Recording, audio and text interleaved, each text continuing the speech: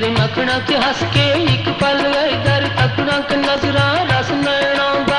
अस्सलाम वालेकुम सोहणियो, की हाल है तुहाडा? ठीक हो? मैं तुहाडे नाल अदनान ते अज मैं तुहाडे लई इहो जिहा एक वाकिया लैके आया कि जिहड़ा मेरा ख्याल है कि तुसीं अज ताईं नहीं सुणिया होना। फिल्म इंडस्ट्री दे विचों इहो जिहे वाकियात अक्सर आउंदे आ लेकिन बहुत मुश्किल नाल निकलदे अंदरों। ये वाकिया वक्त दे गुलूकार ते अदाकार जिहड़े बहुत ही मारूफ रहे अनैत हुसैन भट्टी साहब दे 1963 दा वाकिया। लेकिन इनू सुनाउण तो पहले तुहानूं थोड़ी जी उहदा बैकग्राउंड दसदे हां कि होया की है। 1950 की दहाई है तो उस दहाई दे विच जदों फिल्मां चलदियां सी ना, अनैत हुसैन भट्टी साहब की तूती बोलदी सी। उन्हां तो बगैर कोई फिल्म मुकम्मल नहीं हुंदी सी, मतलब उन्हां दे गाणियां तो बगैर फिल्म नहीं मुकम्मल हुंदी सी। उन्हां ने बड़ी शोहरत पाई और बहुत ही मकबूल होए आवाम दे विच ओह फिल्मां तो गाणियां तो। इस तरह चलदे चलदे 60 की दहाई आई तो 60 की दहाई जो शुरू हुई ना, तो अनैत हुसैन भट्टी साहब जिहड़े ना उन्हां दी वैल्यू जिहड़ी ना ओह घटण लग पे, क्योंकि नवे गुलूकार आउण लग पे। ते उह नवे गुलूकारां दे विच मुनीर हुसैन साहब भी आ गए। मुनीर हुसैन साहब जो आए ना तो अनैत हुसैन भट्टी साहब का थोड़ा जवाल शुरू हो गया। इस तरह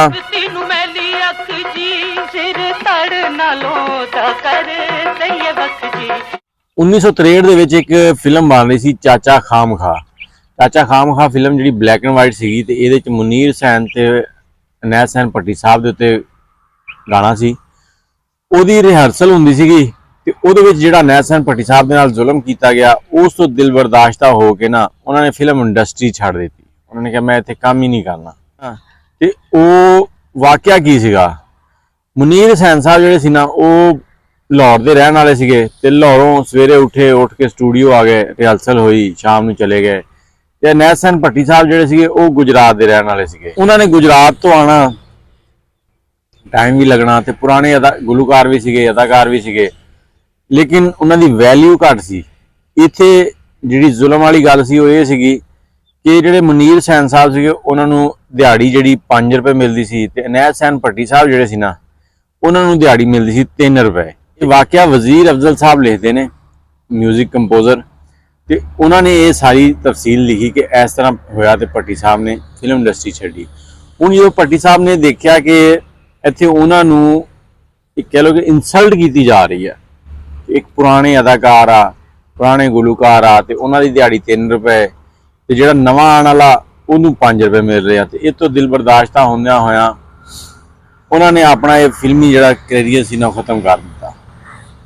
फिल्मी कैरियर खत्म किया, लेकिन कहते हैं कि रब जो भी कोई तुहानूं स्टैप दिंदा ना तो उहदे कोई ना कोई बेहतरी हुंदी आ।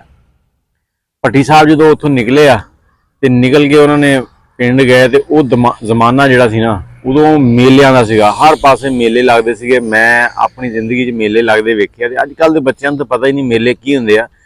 वो भी एक अपना ही नशा सी उन्हां दा।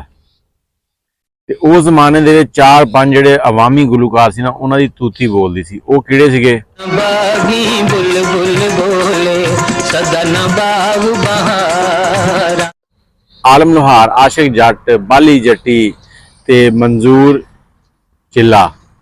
ये जिहड़े गुलूकार सी इन्हां दी उदों तूती बोलदी सी। ते भट्टी साहब ने जाके ना भट्टी थिएटर के नाम तो एक अपना बनाया छोटा जिहा थिएटर, ते ओह लैके ते मेलियां दे परफॉर्म करना शुरू कर दिता। इस तो बाद जिहड़ी रब ने उन्होंने इज्जत दी आवाम दे विच, ये कह लो इन्हां मंजे हुए गुलूकारां दे विच आके अनैत हुसैन भट्टी साहब ने अपना नाम बनाया, जिहड़ा कि बड़ी मैनी रखदा सीगा। ते फिर आवाम ने उन्होंने इज्जत दी। वो इज्जत जी उन्होंने फिल्म इंडस्ट्री तो भी नहीं मिली सी, वो उस तो ज़्यादा इधर लोगों ने उन्होंने पसंद किया। लेकिन करने की गल यह है कि यह जी फिल्म इंडस्ट्री है ना, ये किसी का ख्याल नहीं करती। इत्थे चढ़ते सूरज नूं सलाम आ, जिहड़ा नवा बंदा आएगा उन्होंने सलाम करनगे, उन्होंने अहमियत देणगे। जिहड़ा बंदा पुराना हो गया उन्होंने कोई अहमियत नहीं, कोई उहदी वैल्यू नहीं, बस इस तरह के ठीक है। अनैत हुसैन भट्टी साहब ने यह स्टैप लिया, लेकिन दुख होया कि उन्होंने इंडस्ट्री ने इज्जत नहीं दी। वो जिहड़ा उन्होंने इंडस्ट्री ने जुल्म किया, वो जुल्म जिहड़ा सी ना आवाम ने उन्होंने खत्म कर दिता। उन्होंने शायद ये दुख भुल गए होण कि मैनूं इंडस्ट्री ने बेइज्जत करके कढ़िया सीगा। यह छोटी जी जानकारी सी, मेरा नहीं ख्याल तुसीं पहले सुनी होवे। उम्मीद है तुहानूं चंगी लगी होनी। जे चंगी लगी है तो वीडियो नूं लाइक शेयर कर दिओ। मैनूं इजाजत दिओ। अल्लाह हाफिज़।